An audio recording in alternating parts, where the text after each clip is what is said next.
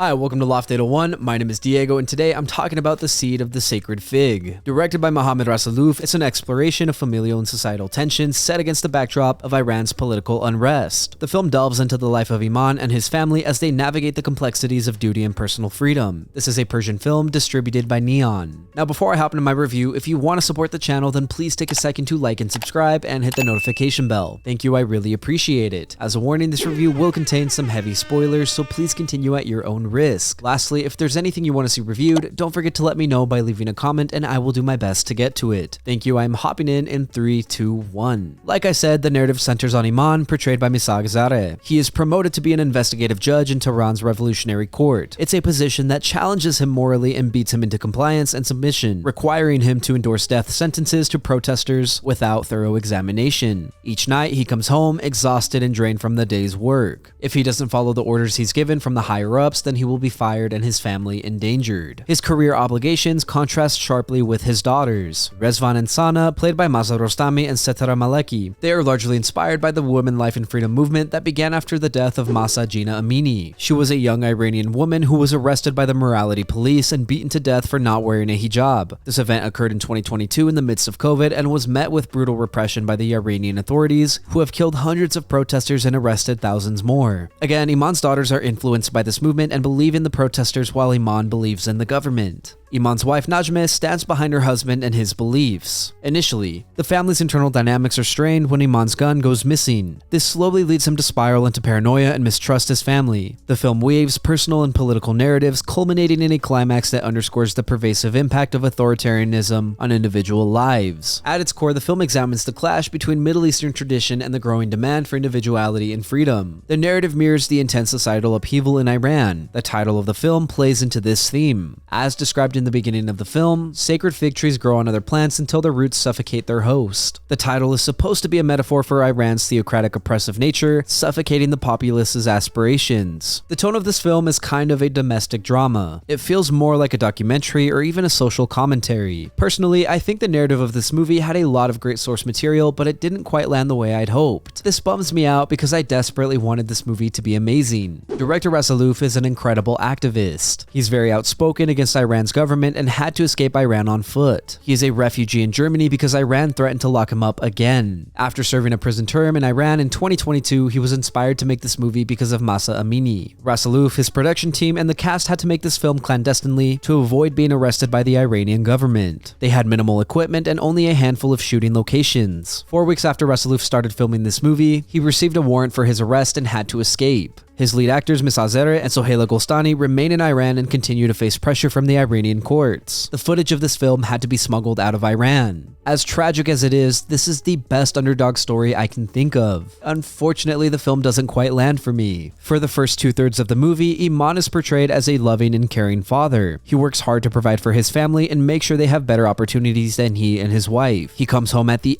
crack of dawn every morning to sleep a few hours and go to work again. It takes a huge toll on him, as it would any individual. His wife is a loving lady and does many things to care for him and make him comfortable where she can. She is as equal a provider for him as he is for her. My big issue with this film is their children. Rezvan and Sana are insufferable. I can sympathize with them at times because they feel cooped up by their parents. Their mom is strict and they sneak around to hang out with and help their friend Sadaf. It's a very human thing of them to do. My big complaint with these girls is how they act bratty and rudely against their parents. Iman tries talking to them and questioning them on their beliefs, and they immediately attack him on his life and belittle him to the point that he doesn't even eat with them. It's sad because he genuinely asks them, "What haven't I given you? What do you need from me?" With the riots and protests, Iman is worried for his family's safety. Given the nature of his job, if anyone finds out who he is, his information can be leaked online and his family could be murdered in revenge for his sentencings. He asks his family to stay indoors and avoid rioters and police. His daughters don't listen. They attend a rally with Sadaf, whose entire face is shredded by a riot police shotgun. Not only that, but Sana steals Iman's work gun. This jeopardizes his entire career that he's worked over 20 years to build. I fully understand why he crashes out at the end of the film. His children undermine him at every turn, and he's left feeling isolated from his family. When his job and personal information are leaked, he finally snaps, trying to keep his family safe from harm. This movie tries to push the theme that the dad's oppression is evil, but it genuinely doesn't come across that way. He's like any other dad, trying to provide for his family and keep them safe. Narratively, the activism falls flat. However, from a documentary point of view, the activism works. There are interludes in the film that take lots of real footage from the riots and protests. Women are beaten up and arrested for their clothing. Police break into homes and drag out protesters. Some protesters are even shown lying dead in the road, surrounded by pools of blood. It's deeply tragic, and I think it's much more emotional and impactful than the plot of this movie. Casting-wise, I have zero complaints. Misagzera delivers a compelling performance as Iman. He's a man torn between his professional duties and personal convictions. Sohaila Golestani is also incredible as Najmeh. She is so kind, patient, and caring with her husband. She's a strict mom, but it's the way she was raised. I deeply respect her character for maintaining familial harmony amidst the turmoil. Masa Rostami and Satera Maleki as Rezvan and Sana are great at capturing the generational divide. They yearn for the autonomy they should have. The cast's authentic portrayals ground this film. Visually, cinematographer Puyan Akababi employs a restrained yet evocative visual style. Again, the production was limited, and he makes great use of the confines of the family's apartment. It mirrors their growing entrapment. The final third of the film takes place in an abandoned village, and it's a hauntingly beautiful backdrop. It's a place I would love to visit in real life. It's a stark, desolate contrast against the bustling, protesting city. Karzam Mahmood's score complements the film's emotional landscape, blending traditional Persian motifs with contemporary sounds to underscore the generational and ideological divides. I love the use of diegetic sounds in this film, such as the street protests. They enhance the immersive experience and ground the socio-political context. The only other major complaint I have about this movie is the pacing and direction. The first two-thirds of this movie feel very sluggish and repetitive. I don't think they build up the unfolding drama well. The last third of this movie executes its drama well, but again, it feels unearned. The movie was nearly 3 hours long, and I feel like the only impactful parts were the last 35 minutes. This frustrates me because I typically love long movies as long as they're engaging. By the time this movie engaged me and wrote me back in, my mood and attention span had already soured. The only upside to the pacing is that because it was slow, I had plenty of time to take notes. Again, this movie is in Persian. When I watch foreign movies like this, I have to lock in to get the narrative and broader message. Thankfully and frustratingly, I did.